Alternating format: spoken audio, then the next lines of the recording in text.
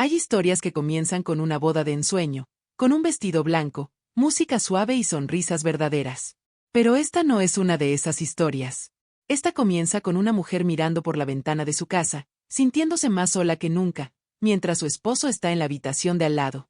María Fernanda tenía 34 años y, ante los ojos de todos, vivía una vida envidiable. Era abogada criminalista, reconocida en su bufete, con clientes de alto perfil y una reputación intachable. Pero esa imagen pública escondía un dolor tan silencioso como profundo. Porque desde hacía años, María ya no se reconocía en el espejo. Su esposo, Julián Herrera, era un médico carismático, educado y aparentemente amoroso. Un hombre que hablaba suave, que sabía mirar a los ojos con ternura, y que dominaba el arte de manipular sin levantar la voz. A los ojos de la familia, de los vecinos y hasta de los colegas, Julián era el esposo perfecto. Pero detrás de esa sonrisa impecable, se escondía un monstruo que no necesitaba gritar para destruir. Al principio, todo fue lento, casi imperceptible. María recuerda cómo Julián soltaba comentarios inocentes después de las visitas familiares. Tu hermana siempre se mete en lo que no le importa. ¿No crees que tu mamá es un poco controladora contigo? Luego vino el distanciamiento. Primero, dejaron de ir a las reuniones dominicales. Después, él se ofrecía a contestar las llamadas, pero nunca pasaba el teléfono. Y cuando alguien preguntaba por María, él respondía con voz cansada. Está muy estresada con el trabajo, necesita descansar. Y poco a poco, sin darse cuenta, María dejó de tener contacto con su familia. Sus amigas dejaron de invitarla. Sus sobrinas crecían sin saber de ella. Y aunque a veces se preguntaba por qué, Julián siempre tenía una respuesta lógica. Siempre había una excusa convincente. Siempre la hacía sentir que el problema era ella. María comenzó a sentirse ansiosa, confundida. Se le olvidaban cosas. Dudaba de sus decisiones. Hasta su trabajo comenzó a afectarse. Julián, siempre tan oportuno, le sugería. Deberías tomarte un tiempo. Tal vez un descanso médico. No estás bien, María. Y esas palabras la golpeaban como cuchillos invisibles. Pero ella no hablaba. Porque ¿cómo explicar que te sientes prisionera en una casa hermosa? ¿Cómo decirle a alguien que te estás ahogando, cuando desde afuera todo parece un cuento de hadas? Una noche, mientras cenaban en silencio, Julián levantó la vista y dijo sin emoción. Hoy vi a tu papá en el supermercado. Me saludó, pero no te mencioné. Él ya sabe que no es buen momento para que te visite. María sintió un hueco en el estómago. Ni siquiera recordaba la última vez que vio a su papá. ¿Por qué hiciste eso?, preguntó ella en voz baja. Él la miró con frialdad. Porque tú no estás lista, María. No puedes seguir actuando como si todo estuviera bien cuando no lo está. Y ese era el juego de Julián, hacerla creer que ella era el problema. Que su mente estaba rota. Que todo lo que vivía era producto de su inestabilidad. Los días pasaban como fantasmas. María se levantaba, trabajaba desde casa, apenas hablaba con nadie. Julián era quien llevaba las cuentas, quien organizaba las finanzas, quien se encargaba de todo. Y aunque ella intentaba retomar el control, cada intento era saboteado sutilmente. No te preocupes, amor. Ya pagué esa cuenta. Yo llamé al banco, no hace falta que te estreses. Hasta que un día, algo cambió. Era un martes cualquiera. Julián había salido temprano al hospital. María bajó a revisar el correo, sin pensar demasiado. Entre facturas y publicidad, había un sobre sin remitente. Solo 3 palabras escritas a mano. Ábrelo con cuidado. Intrigada, subió con el sobre y lo abrió en la cocina. Dentro, encontró algo que le heló la sangre. Eran capturas de pantalla. Conversaciones de WhatsApp. Julián hablando con una mujer desconocida. Pero no era una aventura amorosa. Era algo mucho más retorcido. En los mensajes, Julián detallaba un plan: internarla en una clínica privada, declarar que María estaba perdiendo la razón, iniciar un proceso legal para asumir el control total de sus bienes. Uno de los mensajes decía: todo va según el plan. Ella ya no confía en nadie. En poco tiempo, firmará todo sin darse cuenta. María sintió que el mundo se desmoronaba. ¿Quién era esa mujer? ¿Desde cuándo planeaban esto? ¿Cómo no lo había visto venir? En la última hoja del sobre, había una nota escrita con otra letra. No estás sola. Pero tienes que moverte ya. Ah. En ese momento, algo dentro de María se rompió. O tal vez, se encendió. Ya no había espacio para la duda. No podía seguir justificando lo injustificable. No podía seguir viviendo en una mentira construida por el hombre que juró protegerla. Ese día, María no lloró. No gritó. Solo guardó los documentos, cerró el sobre y lo escondió en la parte más alta del closet. Y en silencio, tomó una decisión. No lo enfrentaría todavía. Primero, observaría. Después, actuaría. Y cuando llegara el momento, lo destruiría con sus propias armas. Hola. Si esta historia te está atrapando, suscríbete ahora mismo al canal Historia Inquebrantable, dale like al video, y cuéntanos desde qué país nos estás viendo en los comentarios. Tu apoyo hace toda la diferencia. El sobre con las pruebas seguía escondido en lo más alto del closet. María lo revisaba cada noche, como si necesitara confirmar que no lo había imaginado, que no era parte de una pesadilla. Las palabras impresas en esas hojas se le habían grabado en la piel como cicatrices invisibles. Sabía que estaba viviendo con un hombre que no solo la manipulaba, ahora tenía pruebas de que planeaba destruirla. Pero ¿cómo se lucha contra alguien que conoce cada rincón de tu mente? ¿Cómo se pelea contra un narcisista que lleva años perfeccionando su máscara? Julián no era impulsivo. No era agresivo en el sentido tradicional. No golpeaba. No gritaba. Él controlaba con precisión quirúrgica. Cada palabra que decía estaba calculada. Cada gesto amable era una inversión para cuando necesitara usarlo en su contra. ¿Ves? Yo siempre he estado para ti, solía decir mientras la abrazaba, justo después de alguna discusión donde la había hecho sentir que era una inútil. Y es que Julián sabía jugar el papel de víctima. En cada conflicto, él salía limpio. Lograba que María se disculpara por cosas que no había hecho, que dudara de su memoria, que creyera que era ella quien estaba dañada. Eso es lo que hacen los narcisistas encubiertos. Te desgastan con suavidad. Te destruyen desde dentro, haciéndote pensar que te están cuidando. Durante los días siguientes, María fingió. Fingió estar distraída, cansada. Fingió seguir bajo su control. Observaba a Julián con atención, con una frialdad nueva. Lo estudiaba como quien observa a un animal peligroso. Por primera vez, lo veía con ojos reales. Y lo que vio la horrorizó. Descubrió cómo manipulaba a sus colegas en el hospital. Cómo mentía con naturalidad. Cómo hablaba de ella con compasión falsa delante de otros. María ha estado muy ansiosa últimamente. Me preocupa su salud mental. Y luego, frente a ella, le decía. Solo lo mencioné porque me importas. Quiero que estés bien. Cada vez que hablaba, María sentía náuseas. Pero también sentía algo nuevo, coraje. Una noche, Julián llegó más temprano de lo habitual. Traía flores. La abrazó por la espalda y le susurró. ¿Sabías que te extraño incluso cuando estoy contigo? María fingió sonreír. Sí, yo también, respondió, escondiendo el temblor de su voz. Pero dentro de ella, se repetía. Mentiroso. Hipócrita. Manipulador. Esa noche, cuando él se metió a bañar, María revisó su celular. Lo hacía con miedo, con el corazón latiéndole en los oídos. Pero necesitaba confirmar algo. Y ahí estaban. Mensajes con la misma mujer. Conversaciones nuevas. Frías.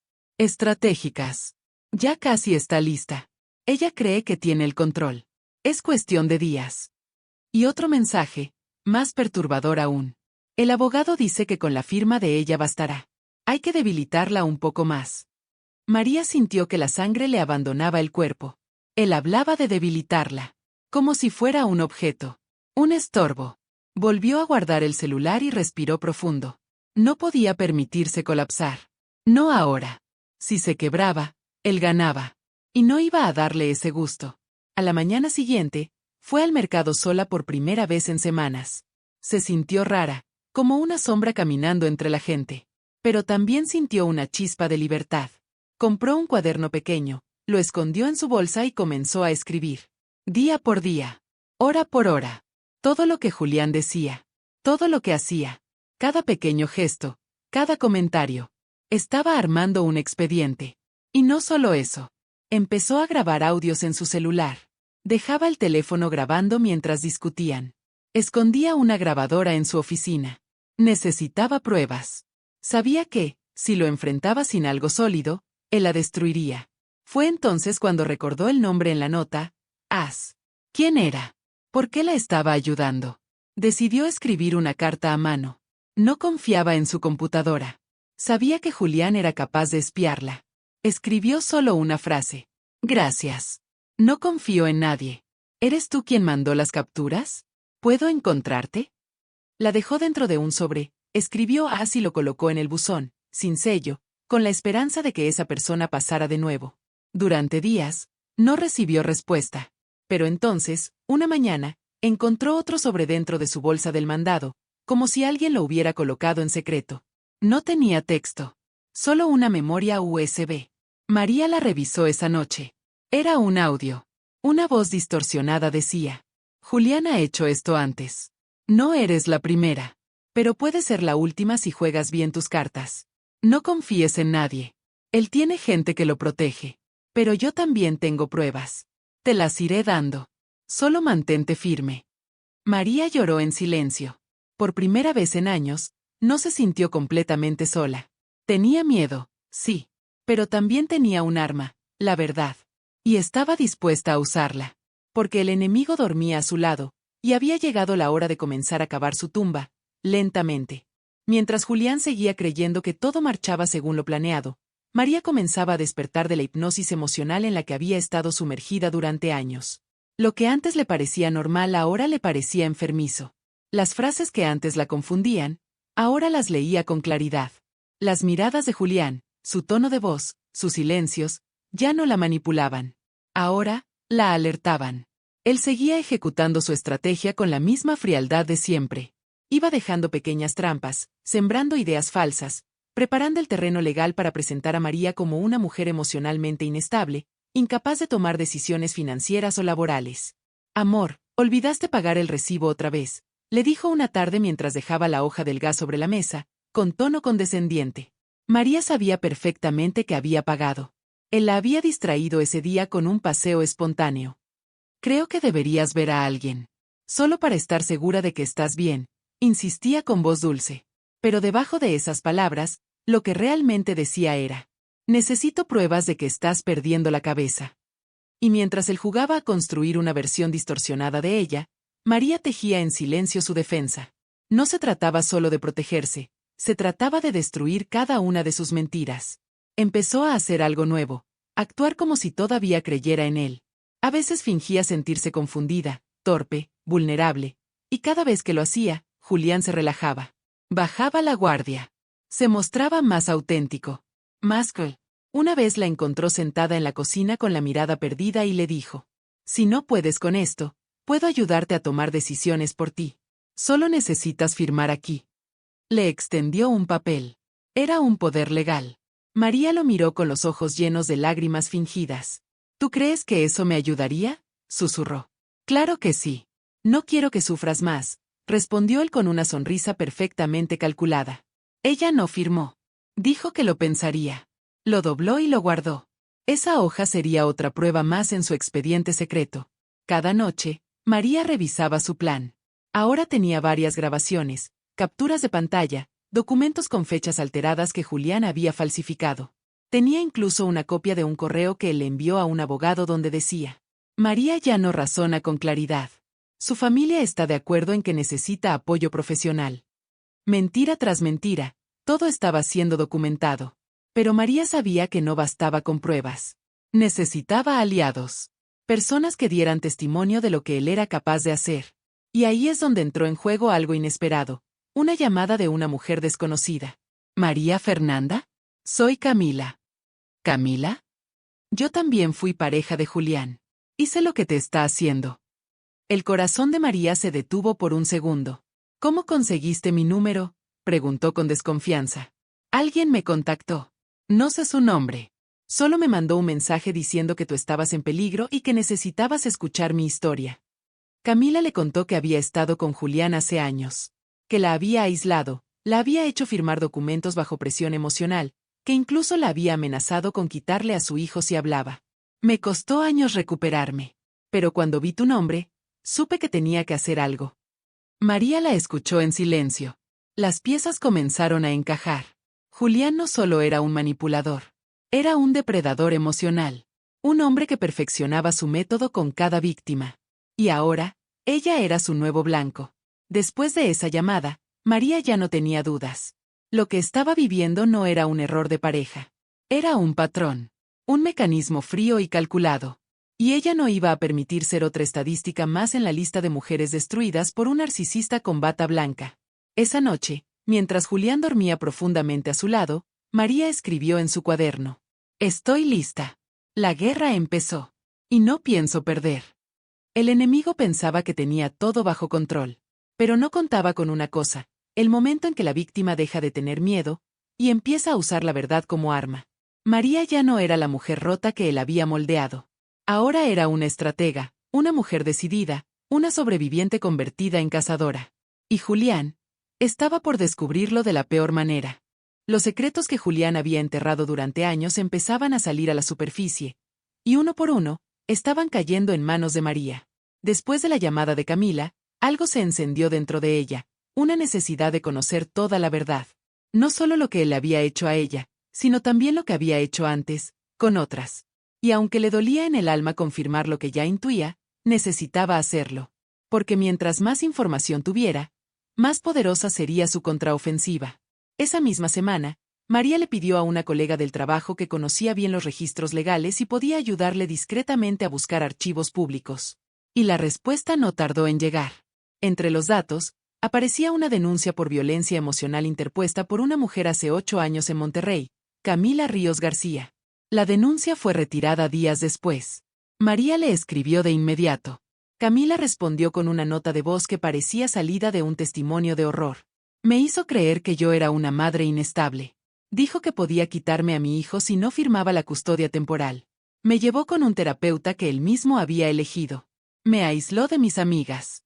Y cuando ya no me quedaba nadie, me pidió que firmara los papeles para vender la casa. María escuchó en silencio, con un nudo en la garganta. Cada palabra era un espejo de lo que ella misma estaba viviendo. Camila continuó. Yo creí que estaba loca. Me medicaron, perdí mi trabajo. Cuando por fin reaccioné, ya era tarde. Lo enfrenté y fue peor. Me amenazó, dijo que si hablaba, mostraría audios manipulados donde yo gritaba. Me fui del país. Me reconstruí sola. Pero no lo olvidé. Nunca. Esa noche, María no pudo dormir. Y al día siguiente, descubrió algo más. La misteriosa persona detrás de las iniciales AS le envió otro paquete. Esta vez contenía una grabación de audio. La voz no era distorsionada. Era una mujer. Firme. Serena. Dijo. Yo soy Alejandra Salcedo. Fui psicóloga en la clínica donde Julián trabajaba hace años. Me di cuenta de su patrón con varias pacientes. Él usaba la información que recolectaba en sesiones para manipularlas emocionalmente. No pude probar nada, pero lo denuncié internamente. A la semana siguiente, renuncié. Me amenazó. Me hackeó. Pero guardé todo. Ese audio venía acompañado de un documento. Un correo interno donde Julián, en tono cínico, le decía a otro colega: La Salcedo está muy sensible últimamente. Cree que soy el diablo porque mis pacientes me confían cosas que ni a ella le dicen. En fin, si se va, mejor. María no sabía si temblar de miedo o de rabia. Julián había construido su imagen sobre ruinas de mujeres que nunca pudieron hablar. Había dejado un rastro de daño, pero lo suficientemente difuso como para parecer irrelevante. Hasta ahora. Porque ahora, ella lo estaba uniendo todo. Y aún había más. Entre los documentos que Alejandra le mandó, había una lista con iniciales y fechas, pacientes, parejas, incluso colegas. Nombres sin contexto. Excepto uno. LFG caída por intento de suicidio 2019. María no pudo evitar investigarlo. Y lo que encontró fue devastador. Laura Fernanda García, una joven de 28 años, exenfermera del hospital donde Julián trabajaba, había sido ingresada de emergencia tras una caída desde el segundo piso de su propio departamento. En el reporte oficial se hablaba de depresión severa, pero en un foro olvidado de Internet, María encontró un comentario firmado por una amiga que no pudo salvarla. Laura no quería morirse. Solo quería que él la dejara en paz.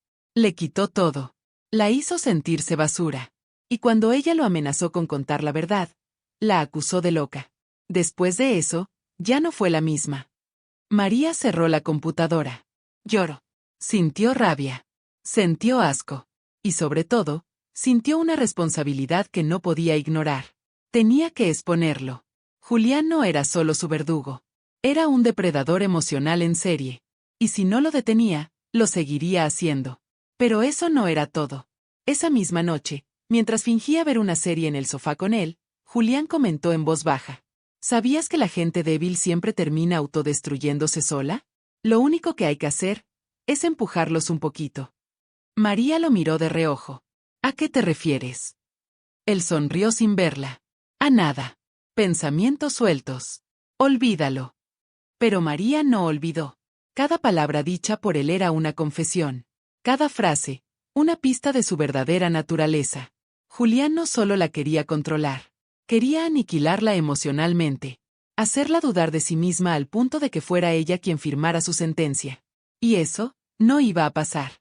María ya no estaba recogiendo piezas de su pasado. Estaba recolectando armas.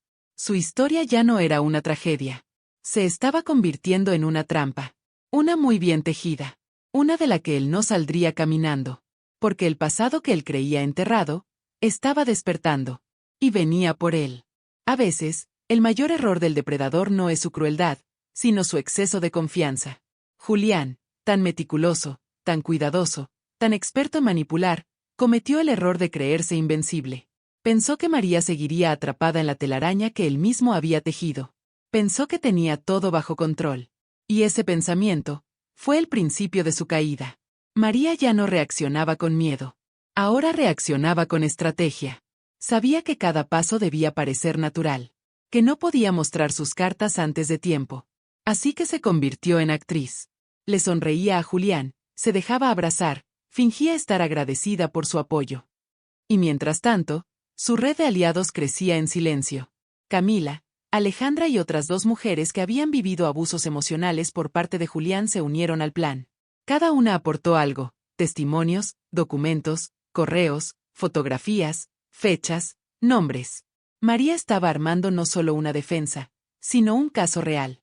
Y esa estructura tenía un solo objetivo: derrumbarlo por completo. Pero mientras tanto, Julián, confiado en su juego, seguía adelante con su plan. Una tarde, regresó a casa con una carpeta bajo el brazo. Se sentó frente a María y le dijo con voz suave: Estuve hablando con un terapeuta. Creo que podrías beneficiarte de un internamiento corto. Nada serio, solo unas semanas para descansar la mente. Ella sintió un nudo en el estómago, pero no lo mostró. ¿Tú crees?, preguntó, fingiendo inseguridad. Es por tu bien. Solo quiero que estés mejor, insistió, deslizándole un folleto de una clínica privada. Ella miró el folleto con atención. No dijo nada. Pero por dentro, la furia le hervía la sangre. Porque esa clínica era propiedad de un viejo colega de Julián. Un hombre al que María también estaba investigando. Y lo que descubrió días después fue escalofriante. Esa clínica había sido denunciada 3 veces por retener pacientes contra su voluntad. Por sedarlos sin justificación. Por falsificar diagnósticos. Era evidente. Julián planeaba encerrarla allí. Declararla incompetente. Y desde ese encierro, obligarla a ceder el control de todo. Pero había algo que él no sabía. El abogado que le había recomendado a María por su bienestar, ahora trabajaba con ella. Sí. Ella había contratado en secreto a otro abogado, un especialista en manipulación psicológica y abuso narcisista. Le explicó todo. Le entregó pruebas. Le mostró audios, documentos, testigos. Y su abogado solo dijo una frase: Vamos a hacerlo caer. Pero tiene que ser en su terreno. Que crea que está ganando. Solo así bajará la guardia. Así que María siguió el juego. Aceptó ir a una evaluación médica en la clínica. Y ahí es donde la historia dio un giro inesperado. Durante la entrevista con el supuesto psiquiatra asignado, María grabó toda la conversación con una cámara oculta. El profesional le hacía preguntas dirigidas. Buscaba llevarla a contradecirse, a parecer inestable. Pero ella, preparada, respondía con calma, con lógica. Y en un momento, dijo: ¿Este cuestionario está diseñado para detectar ansiedad o para justificar una internación forzada? El doctor se quedó en silencio por unos segundos. Y ella agregó: ¿Sabe usted que esto está siendo grabado con autorización legal? El cambio en el rostro del psiquiatra fue instantáneo. Salió de la habitación. Horas después, María abandonó la clínica por su propio pie. Y ese video fue directo al expediente. Julián, al enterarse, Trató de disfrazarlo.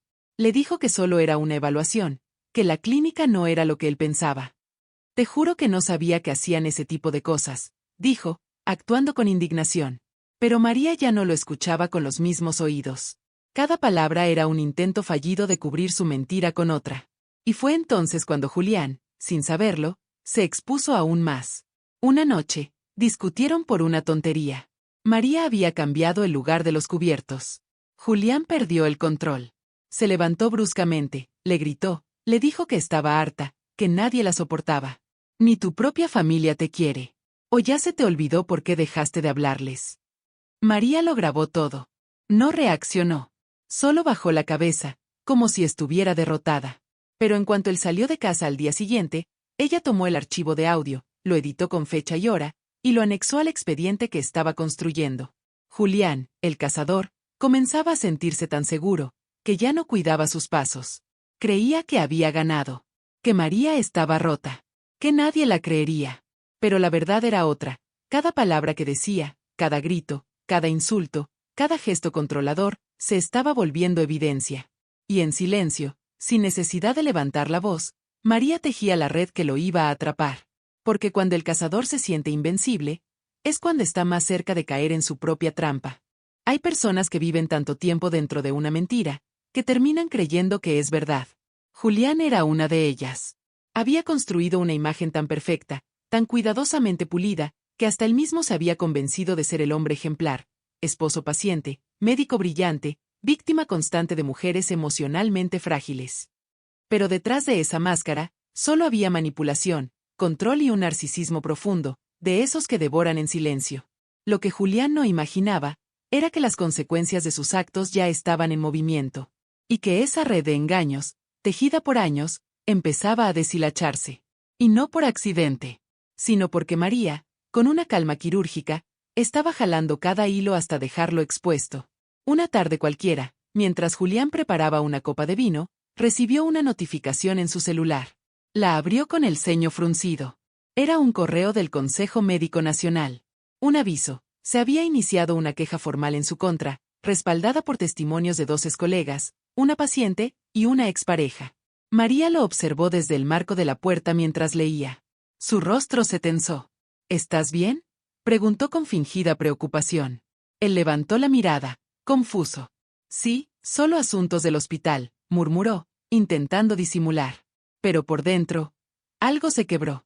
Durante los días siguientes, Julián cambió. Ya no sonreía tanto. Estaba más irritable. Revisaba su celular cada 5 minutos. Recibía llamadas a escondidas. Y cada vez que María salía, él quería saber exactamente a dónde iba, con quién, cuánto tiempo estaría fuera. Solo me preocupo por ti, repetía una y otra vez. Pero sus ojos, ya no eran los del hombre confiado. Ahora eran los de alguien que presiente que el suelo se está abriendo bajo sus pies. Y mientras él se desmoronaba lentamente, María fortalecía su red. Alejandra, la psicóloga, le entregó un documento crucial, una evaluación informal hecha a Julián por un colega psiquiatra, donde se señalaban rasgos claros de manipulación emocional, egocentrismo extremo y una necesidad patológica de control. Este perfil lo convierte en un riesgo real dentro de relaciones afectivas, especialmente cuando percibe pérdida de poder, decía el informe. Esa hoja se convirtió en oro. Al mismo tiempo, Camila localizó a otra víctima, Natalia, una joven que había sido residente médica cuando Julián era su tutor. Él también la había aislado, la presionó emocionalmente, y cuando ella se negó a seguir dependiendo de él, la hizo reprobar su examen final. Natalia accedió a grabar un testimonio en video. Su voz temblaba, pero su mirada era firme. Tenía miedo. Mucho miedo. Pero si me quedo callada, él va a seguir destruyendo vidas. María editó el video con ayuda de un conocido. Lo almacenó en la nube, con acceso restringido solo a su abogado y a 2 contactos de confianza. Todo estaba siendo preparado. Todo con un solo fin, demostrar que Julián no era una víctima, era un agresor silencioso. Y mientras el plan avanzaba, Julián intentó un nuevo movimiento desesperado. Estaba pensando que podríamos hacer un viaje. A las montañas, sin señal, solo nosotros 2. Para reconectar, le dijo una noche, mientras acariciaba su cabello. María sintió un escalofrío. Era evidente. Quería aislarla. Sacarla de la ciudad. Tal vez hacerla desaparecer emocionalmente o físicamente. Me encantaría, mintió ella con una sonrisa. Solo necesito organizar unas cosas en el trabajo. Pero en realidad, estaba organizando otra cosa, la fecha exacta en la que presentaría formalmente todas las pruebas ante el comité legal. Y no solo eso. Había contactado a su hermana, aquella a quien Julián había logrado alejar años atrás. Le contó todo. Le pidió perdón por haberla ignorado. Y su hermana, entre lágrimas, solo dijo: sabía que algo no estaba bien. Pero no quería perderte más. Estoy contigo, María. Para lo que necesites. La familia comenzaba a regresar. El círculo que Julián había logrado romper, se estaba cerrando de nuevo. Pero esta vez, no para atraparla a ella, sino para encerrarlo a él. Y él lo sabía. Una noche, mientras cenaban en silencio, Julián la miró con una mezcla de sospecha y frustración. Últimamente estás muy tranquila. Demasiado. ¿Pasa algo? María lo miró fijamente. No. Solo me estoy dando cuenta de muchas cosas. Él frunció el ceño. ¿Cómo qué cosas? Ella sonrió, serena. Como que las máscaras no duran para siempre. Julián no respondió. Se quedó mudo. Pero su mano tembló mientras sostenía el tenedor. Las consecuencias de sus actos, por fin, estaban tocando a su puerta. Y María no iba a abrir con miedo. Iba a abrir con todas las pruebas en la mano. A veces, el verdadero despertar no llega con gritos, ni con llanto, ni con caos. Llega en silencio. Llega el día que te miras al espejo y ya no reconoces a la víctima. Reconoces a la mujer que sobrevivió. A la que entendió que no necesita el permiso de nadie para recuperar su vida. María ya no era la misma. Las dudas que antes la paralizaban se habían ido. El miedo que la hacía callar se transformó en determinación. Ya no caminaba con la cabeza baja. Ya no buscaba la aprobación de Julián. Ahora, cada paso que daba tenía un propósito claro: terminar con él, con su red de mentiras, y con la versión manipulada que había construido sobre ella. Durante años, Julián moldeó su identidad. La hizo dudar de su valor, de su memoria, de su fuerza. Le robó amistades, vínculos familiares, su voz. Pero ahora, ella estaba lista para gritar. Y su grito sería una estrategia impecable. El plan ya estaba en marcha. Y no había vuelta atrás. La primera fase comenzó con la entrega oficial del expediente al comité médico. Documentos, audios, testimonios en video, correos electrónicos, reportes clínicos, todo clasificado, todo verificado, todo perfectamente armado. Nada era improvisado. Nada podía ser cuestionado.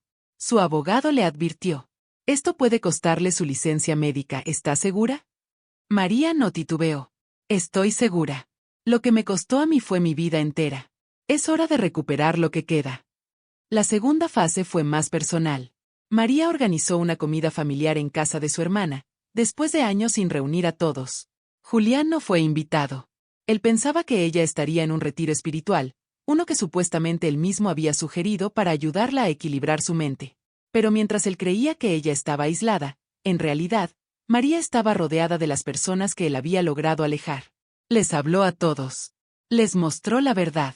Sin drama. Sin lágrimas. Solo con hechos. Archivos, grabaciones, documentos. La reacción fue un silencio denso. Nadie podía creer lo que escuchaban. Su padre, que por años pensó que ella simplemente se había alejado por decisión propia, se quedó con los ojos llenos de lágrimas.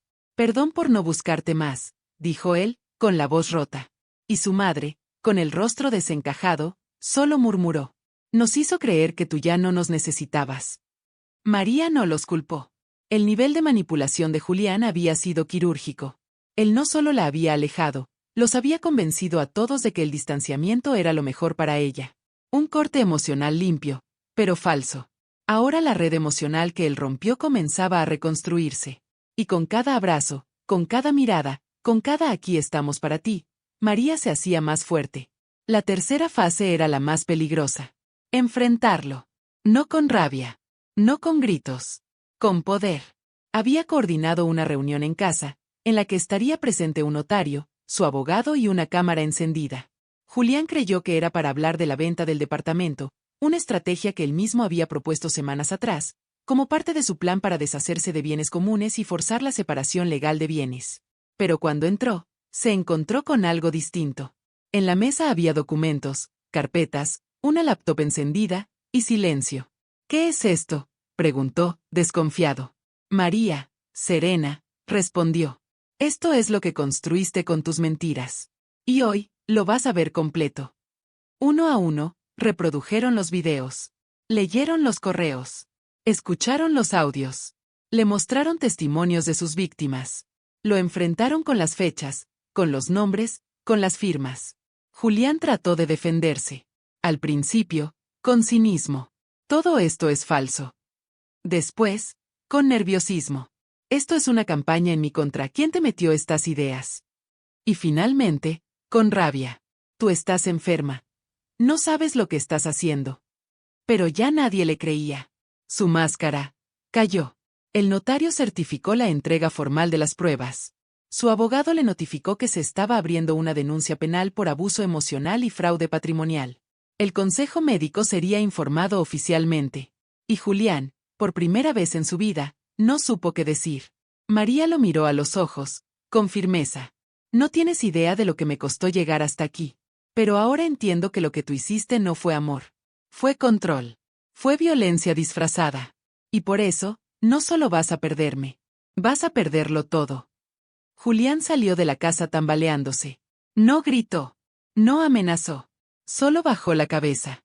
Como si por fin entendiera que la mujer que tenía enfrente, ya no era la misma. Era una mujer nueva. Una mujer que había dejado de sobrevivir, para empezar a luchar. Y esa lucha, aún no había terminado. A veces, lo más peligroso no es la persona que grita, sino la que planea en silencio. María lo entendía mejor que nadie. Había vivido años callada, oprimida, manipulada. Pero ahora que tenía su voz de vuelta, no pensaba desperdiciarla en escándalos. No iba a rebajarse al nivel de Julián. Iba a terminar lo que empezó, con inteligencia, precisión y fuego controlado. La caída de un narcisista no ocurre de la noche a la mañana. Pero una vez que empieza, no hay forma de detenerla. Y María sabía que la etapa final debía ejecutarse con más cuidado que nunca. Porque Julián, herido en su ego, comenzaba a moverse con desesperación. Y un narcisista acorralado puede ser el más impredecible de todos. Después del enfrentamiento cara a cara, él desapareció por varios días. No contestaba llamadas, no aparecía en el hospital, no enviaba mensajes. María no bajó la guardia. Sabía que eso no era rendición. Era estrategia. Julián estaba buscando su siguiente jugada. Y no tardó en llegar. Una tarde, María recibió una notificación legal. Julián, en un intento por adelantarse a cualquier denuncia formal, había iniciado un proceso en su contra, alegando violencia psicológica, difamación y acoso. Intentaba hacerla parecer una mujer obsesionada, vengativa, desequilibrada. Quería convertir la verdad en un ataque, y su defensa, en una amenaza. Pero lo que Julián no sabía, era que esa demanda iba a ser su error más grande. Porque al judicializar el conflicto, abrió la puerta para que todo el expediente recopilado por María se hiciera público. Cada audio, cada testimonio, cada documento, todo pasaría por revisión legal. Todo entraría a los registros. Y lo más importante, todo sería escuchado por ojos y oídos imparciales. La abogada de María sonrió cuando leyó la demanda. Acaba de dispararse en el pie, dijo con seguridad. Esto nos da una plataforma legal para exponerlo sin que parezca revancha. Él lo provocó. Así que María se preparó. Organizó cada archivo como si fuera una presentación quirúrgica. Su equipo legal se reforzó. El testimonio de Natalia, la exresidente médica, fue grabado ante notario. Camila ofreció declarar ante el juez, incluso sabiendo que significaba revivir su trauma. Alejandra, la psicóloga, aportó una evaluación clínica oficial basada en patrones observados en las víctimas. Y para cerrar, María entregó una cronología exacta de todos los eventos, fechas, lugares, movimientos de cuentas, correos, incluso registros de cámaras de seguridad que mostraban a Julián entrando y saliendo de lugares clave, en horarios que él había negado bajo juramento. Mientras tanto, Julián intentó manipular la narrativa con su círculo cercano. María está obsesionada.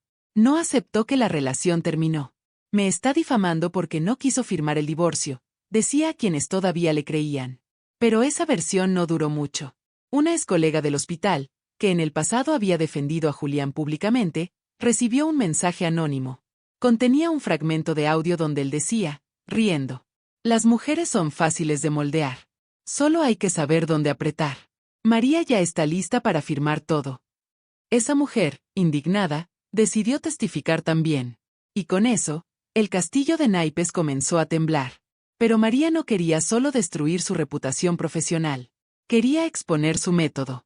Su sistema. Mostrar cómo operaba un manipulador que nunca levantó la voz, pero que dejaba heridas tan profundas como cualquier golpe. Por eso, decidió hacer algo que muchos le aconsejaron no hacer: dar una entrevista anónima a un medio digital especializado en violencia psicológica. Con voz distorsionada y rostro oculto, narró su historia. No mencionó nombres. Solo patrones. Frases. Tácticas. Consecuencias. Y ese video, en menos de 72 horas, se hizo viral. Miles de comentarios. Mujeres compartiendo experiencias similares. Psicólogos confirmando que lo que describía era típico de un narcisista encubierto. Y entre todo ese ruido, una reacción inesperada. Otras 2 mujeres enviaron mensajes privados confirmando que también habían tenido relaciones con Julián. Ambas terminaron medicadas. Ambas con historias de aislamiento, de culpa, de chantaje. La red era más grande de lo que imaginaban. Y ahora, ya nadie podía detener lo que venía. María, por primera vez en años, sintió que el control ya no lo tenía él. Lo tenía ella. No desde la venganza impulsiva, sino desde la justicia bien armada. Las subtramas que antes parecían aisladas ahora estaban entrelazadas. Cada testigo, cada documento, cada memoria recuperada formaba parte del rompecabezas final. Julián estaba contra la pared. La comunidad médica, que antes lo había defendido con ojos cerrados, ahora comenzaba a tomar distancia. Algunos colegas borraron publicaciones con él. Otros comenzaron a enviar mensajes privados a María, pidiéndole disculpas por no haber visto antes lo que estaba pasando. Y en medio de todo, una llamada inesperada. Era Julián. Su voz, diferente. Más apagada. Más humana. Solo quiero hablar, una última vez. María lo escuchó. Y con voz firme, sin rabia, sin miedo, solo dijo: ya no tengo nada que hablar contigo. Todo lo que tenía que decirte, lo vas a escuchar frente a un juez. La tormenta estaba a punto de caer. Y esta vez, sería él quien no tendría dónde esconderse. Hay momentos que definen toda una vida. Minutos en los que todo lo que fuiste, todo lo que sufriste, todo lo que sobreviviste, se transforma en una sola cosa: verdad expuesta. Y para María, ese momento finalmente había llegado. Después de meses de preparación, de miedo, de estrategia, de valentía y de resistencia, el día del juicio estaba aquí. El juicio donde, por fin, la verdad dejaría de ser algo que solo ella conocía. Ahora se iba a hablar en voz alta. Frente a testigos. Frente a un juez. Frente a Julián. El salón estaba lleno. No era un juicio mediático, pero sí había atención. Abogados, peritos, psicólogos, funcionarios, y 3 periodistas que seguían de cerca el caso. El ambiente se podía cortar con cuchillo. Julián entró primero, vestido de traje oscuro, con el rostro tenso, la mirada baja, y sin su típica sonrisa. Ya no era el médico encantador, el esposo ejemplar, el hombre equilibrado. Ahora era el acusado. María entró después. De blanco. No por casualidad. Porque para ella, ese color representaba el inicio. El renacer. Caminó firme, con la cabeza en alto, sin mirar al suelo, sin titubear. Tenía miedo, sí. Pero el miedo ya no mandaba. El juez dio inicio a la audiencia. Primero, los argumentos de la demanda de Julián. Su abogada leyó con tono firme lo que él había escrito: que María sufría de inestabilidad emocional, que tenía comportamientos obsesivos, que había iniciado una campaña de difamación sin fundamentos, y que él simplemente era víctima de una mujer que no superó el divorcio. Cuando terminó, el juez asintió. Y pidió escuchar a la parte demandada. Entonces, fue el turno de María. Su abogada no respondió con palabras vacías. Respondió con hechos. Presentó las pruebas: grabaciones donde Julián la desacreditaba, audios con amenazas sutiles, correos donde admitía que la quería quebrar emocionalmente, testimonios de mujeres con historias idénticas. El juez escuchó con atención cada prueba. Pero fue cuando pusieron el video de Natalia, la exresidente médica, que todo cambió. Su voz se escuchó clara, proyectada en las bocinas del salón. Él sabía que yo lo admiraba. Y se aprovechó de eso. Me aisló, me confundió, me hizo sentir que todo lo que hacía estaba mal. Y cuando intenté alejarme, Destruyó mi carrera. El juez pidió una pausa. Julián no podía dejar de moverse en su silla. Jugaba con sus dedos, evitaba mirar a nadie. Su máscara, la que siempre lo protegió, comenzaba a derretirse frente a todos. Pero lo más impactante aún no había llegado. La siguiente prueba fue un fragmento de la entrevista anónima que María había dado para el medio digital. El juez permitió su reproducción como parte del contexto psicológico. Ahí, con la voz distorsionada, se escuchó. Los narcisistas encubiertos no te gritan, no te golpean. Te destruyen lentamente, con frases disfrazadas de amor. Te hacen sentir que sin ellos, no vales nada. Y cuando ya no tienes a nadie, te hacen firmar tu propia sentencia. El juez preguntó si la voz pertenecía a la señora María Fernanda Aguilar. Y ella, con el corazón latiendo como tambor, simplemente respondió: sí, esa soy yo. Y todo lo que dije, lo viví. Entonces vino el golpe final. Una psicóloga forense tomó la palabra. Había analizado el perfil de Julián basado en su historial, en sus interacciones, en las pruebas presentadas. Su informe fue demoledor. Se observan rasgos claros de narcisismo maligno, manipulación emocional sistemática y uso instrumental de vínculos afectivos. El acusado presenta un patrón repetitivo de conductas de control psicológico. Cuando terminó de hablar, el silencio fue total. Y por primera vez, Julián habló. Todo esto es una exageración. No soy perfecto, pero tampoco soy ese monstruo que describen. Yo, solo trataba de ayudarla. Pero sus palabras ya no tenían peso. Ya nadie creía en su versión. Ya no tenía control. El juez levantó la vista y pronunció lo que para María fueron las palabras más importantes de su vida. Este tribunal considera que las pruebas presentadas por la parte demandada son contundentes. El caso se desestima. Y se abre una nueva investigación por violencia emocional, tentativa de fraude y daño psicológico agravado. Julián se quedó helado. El cazador, el manipulador, el maestro del control, acababa de ser desenmascarado. María no sonrió. No lo celebró. Solo respiró profundo. No porque había ganado, sino porque había recuperado su nombre, su voz, su historia. Ese día no terminó con aplausos, ni con abrazos. Terminó con silencio. Pero fue un silencio distinto. Un silencio de justicia. Un silencio de libertad. Cuando todo se derrumba, hay dos caminos: sentarte entre los escombros, o empezar a construir desde cero. María eligió lo segundo. Porque aunque el juicio terminó, aunque Julián fue expuesto, aunque las máscaras se rompieron, lo que viene después del clímax es la parte más difícil: reconstruirte a ti misma. No es inmediato. No es limpio. No es lineal. Sanar no es como quitarse una venda. Es como quitarse la piel y volver a aprender a sentir. Durante semanas después del juicio, María sintió un vacío extraño. No era tristeza.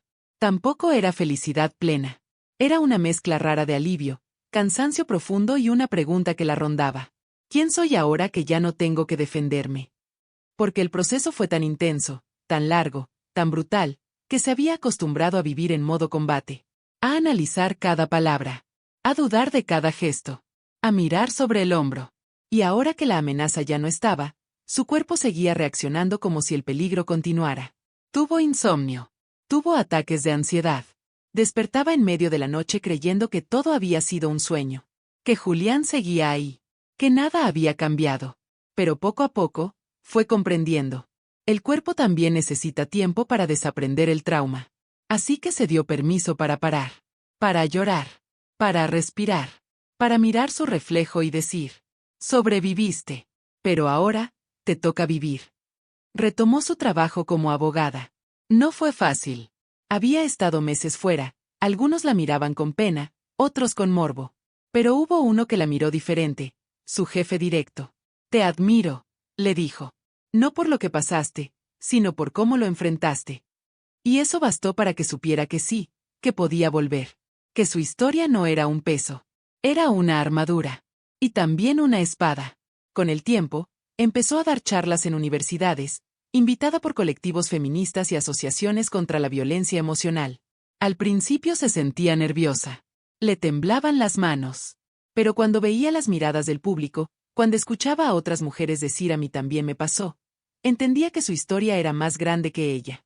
Una noche, después de una de esas charlas, una joven se le acercó. No dijo nada. Solo la abrazó, temblando, y le susurró al oído: «Gracias por no haberte quedado callada. Me diste el valor para salir». Y en ese momento, María entendió que había valido la pena cada lágrima, cada miedo, cada paso. Pero no todo era exposición pública. También había heridas privadas. Volver a confiar, por ejemplo. La primera vez que alguien la invitó a salir, lo rechazó. No porque no quisiera, sino porque todavía tenía miedo de volver a perderse en alguien más. De bajar la guardia. De volver a ser atrapada. Y ese miedo era válido. Pasaron meses antes de volver a abrir una puerta emocional. Lo hizo con cuidado. Con honestidad. Sin idealizar. Sin ceder su esencia. Porque ahora, María no estaba dispuesta a negociar su paz por compañía.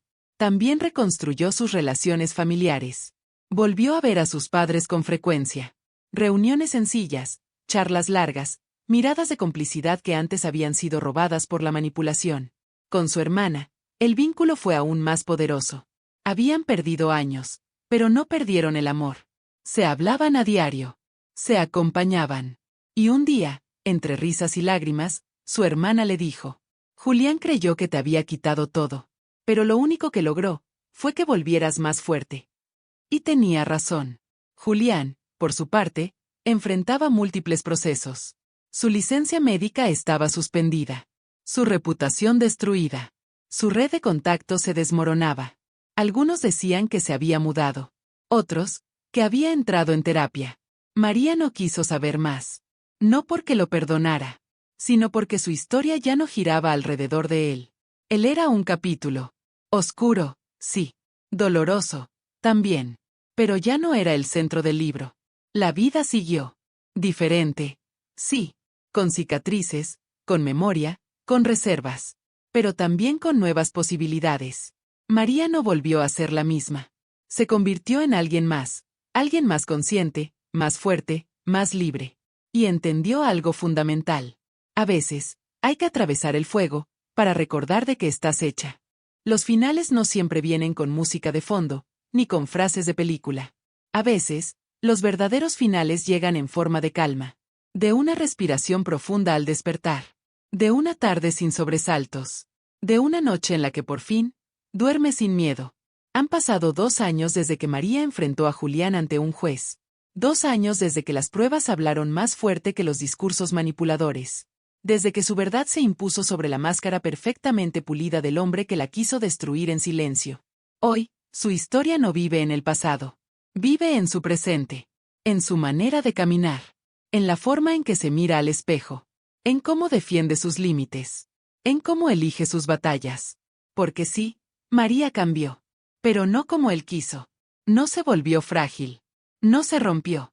No se perdió. Se volvió fuerte. Y no una fuerza de esas que grita o que impone. Es una fuerza silenciosa. De esas que no necesita probar nada. Porque ya lo vivió todo. Porque ya lo enfrentó todo.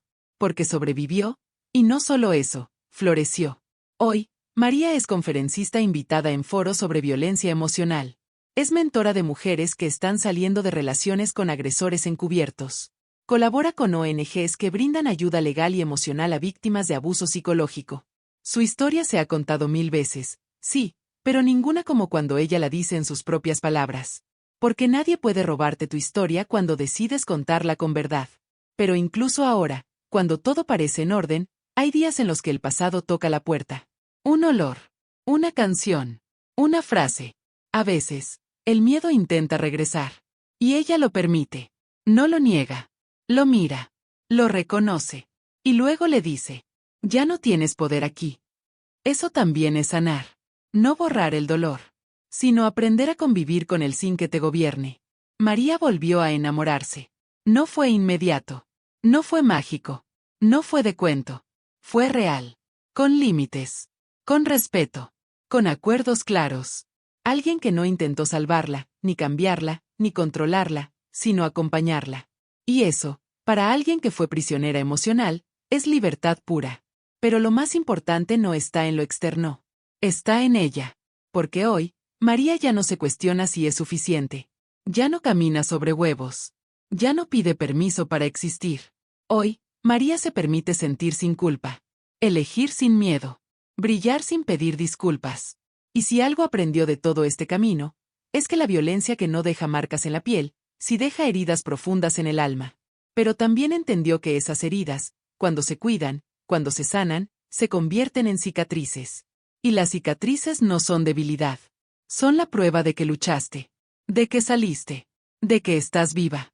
Porque a Julián le falló algo. Él pensó que María estaba sola. Pensó que podía aislarla, romperla, borrarla. Pero lo que no supo, es que dentro de ella vivía una mujer que no se iba a rendir. Una mujer que cayó por mucho tiempo, sí. Que dudó, que cayó, que lloró, pero que también se levantó. Y se convirtió en la mujer que él jamás imaginó. La mujer que el narcisista no pudo destruir. Esta no es solo la historia de María. Esta podría ser la historia de tu hermana, de tu amiga, de tu madre, de tu vecina, o incluso, tu historia.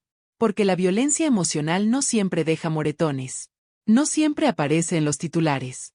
No siempre se grita. A veces, se susurra. A veces, se esconde detrás de una sonrisa. Detrás de palabras bonitas. Detrás de frases que, de tanto repetirse, se vuelven una cárcel invisible. Estás exagerando. Todo es tu culpa. Sin mí, no eres nada. Si alguna vez has escuchado esas palabras, si alguna vez te has sentido confundida, culpable, aislada o anulada dentro de una relación, entonces sabes que el infierno no siempre tiene llamas. A veces, tiene una cama compartida, un te amo envenenado, un silencio que te corta la piel. Y por eso, esta historia no termina aquí. Porque la historia de María es la prueba de que sí se puede salir. De que no necesitas quedarte donde te hacen sentir menos. De que no estás sola, aunque te hayan convencido de lo contrario. De que tu voz, aunque tiemble, sigue siendo tuya. Y vale. Y cuenta. Tal vez estés viendo esto en silencio. Tal vez nadie a tu alrededor sospecha lo que estás viviendo. Tal vez sonríes por fuera, pero por dentro, llevas años desapareciendo poquito a poquito. Y si ese es tu caso, te queremos decir algo muy simple. No estás loca. No estás exagerando. No es tu culpa.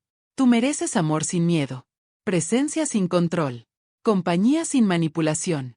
Mereces una vida donde no tengas que pedir permiso para ser tú. Y si conoces a alguien que esté pasando por algo similar, no minimices su dolor. No digas seguro no es para tanto. No pidas pruebas. No le digas que todo el mundo tiene problemas. Escucha. ¿Qué? Acompaña.